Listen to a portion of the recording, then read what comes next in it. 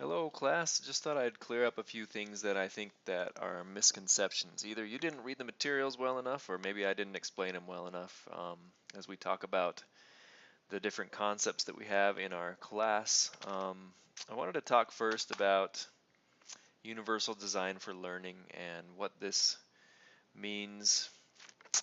Just briefly cover this again. So again, we have provide multiple means of representation. Now representation means representation of the learning materials that we want students to learn. So that's why I have a picture here of an eye, is that this is the student's eye watching or listening or learning from the materials. So the principle to provide multiple means of representation means to provide multiple ways for students to learn and understand the materials. So this is sort of the work that students do as they learn and understand.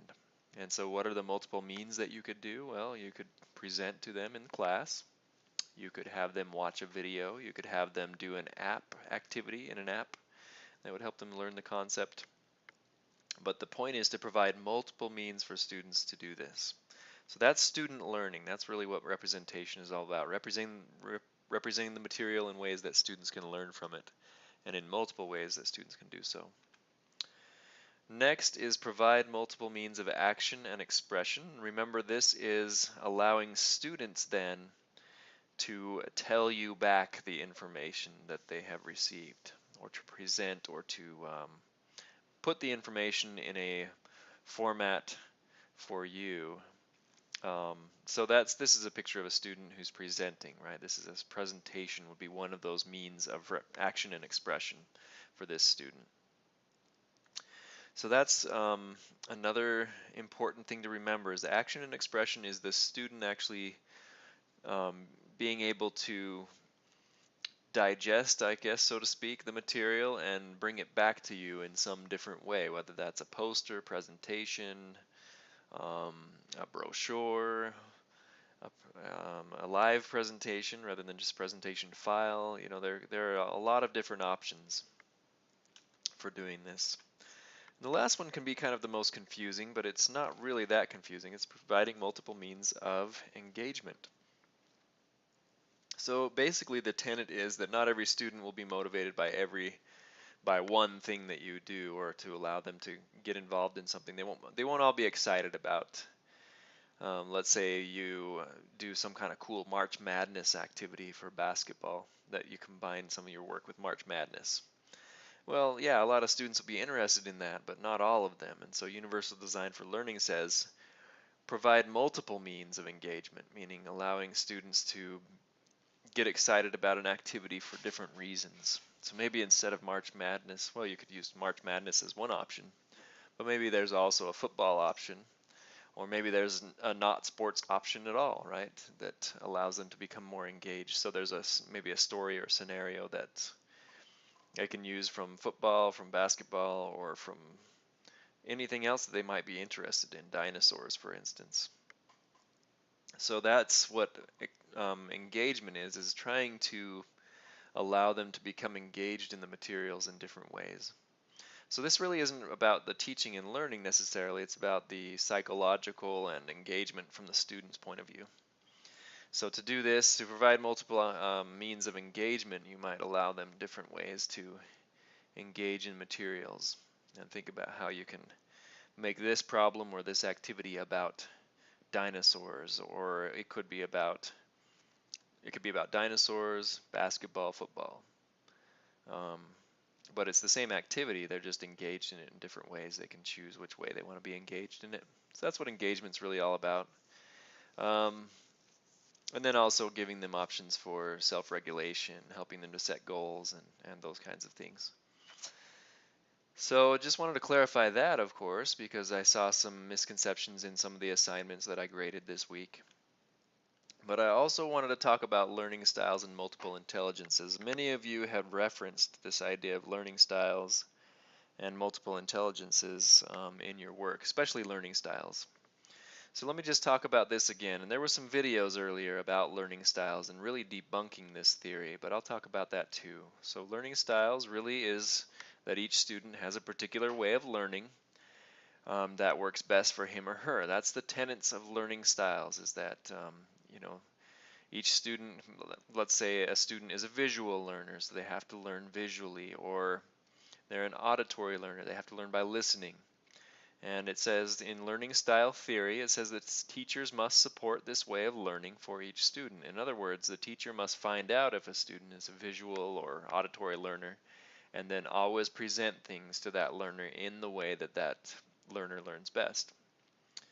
So an example again is kinesthetic, right? Movement. So maybe there's a way that this information can be presented using some movement for that student. Now that's the learning style theory. And there are different models of the learning style theory out there: active versus reflective, sensing versus intuitive, sequential versus global, and so forth.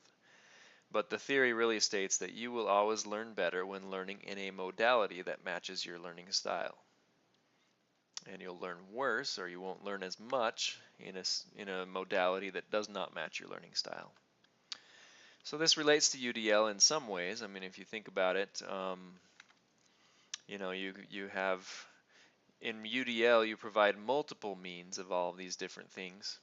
In learning styles, it says no, just provide the one that fits your student the best. The problem, though, with this learning style is outlined very well by Dan Willingham in the videos that I provided for you to watch. This is a theory that is debunked. It's not true that you will always learn best. This is not true. You will not always learn better when learning in a modality that matches your learning style. And he gives the great example of, let's say you are an auditory learner, meaning you must hear things in order to learn best. Well, if you're trying to learn the location of Alaska on a US map, it's probably not going to work well for you just to hear where Alaska is. You have to see the visual of it. It's nonsense to try to learn by hearing where Alaska is. You need to have the visual of it on a map so that you understand it. And so there are all kinds of issues with the learning styles theory. And so what I'm trying to get you to do is to not cite learning styles, not talk about learning styles, because it's really debunked. And in fact, some of the research behind it has actually been called into pretty good question. So be careful with that. Be careful when you talk about learning styles, because sure, maybe students feel like they learn a little bit better visually, or they learn a little bit better auditorially. But most of the time we have content that they must teach, and content kind of becomes the driver of how they should learn. You're not going to learn, for instance, about a music piece visually somehow. Let's say you're in music class and you want to learn about Beethoven's Fifth Symphony. It's not going to work. You have to learn by hearing it. And so, of course, this theory is debunked by all these different examples. Anyway, the result basically is this: good teaching is good teaching, and teachers don't need to adjust their teaching to individuals' learning styles. Now, some of you might have heard about multiple intelligences as well, and there is some relationship between learning styles and multiple intelligences. Multiple intelligences basically documents the extent to which students possess different kinds of minds, and therefore learn, remember, perform, and understand in different ways. So where individuals differ is in the strength of these intelligences, and the point is that everyone, doesn't learn at the same speed and in the same way. So we had previous conceptions of intelligence, and the previous conception of intelligence was IQ, basically based on a single measure, and it kind of makes us think about being book smart, right? Intelligence, or IQ, means you're book smart. But this new conception is actually quite nice. It comes from Howard Gardner, and he talks about multiple intelligences. And intelligence can occur in many different ways. It's not just book smarts.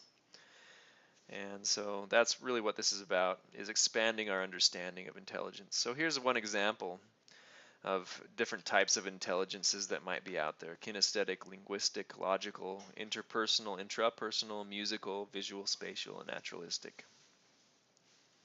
And different students may have different strengths among these different lines. They might be a little bit more about linguistic or kinesthetic, for instance, not so much on interpersonal or musical. But multiple intelligences isn't like learning styles. It doesn't say that you have to learn based on your multiple intelligence's results. There are contextual factors, such as the content to be covered, like we talked about. If you're going to cover music, you need to be able to listen to it.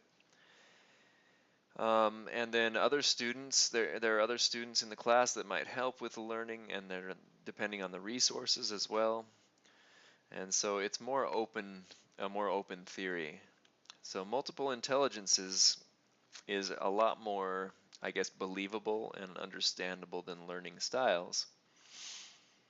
So what does the research actually say about these two things? Well, our definition of intelligence certainly has broadened, and that's, I think, a good thing.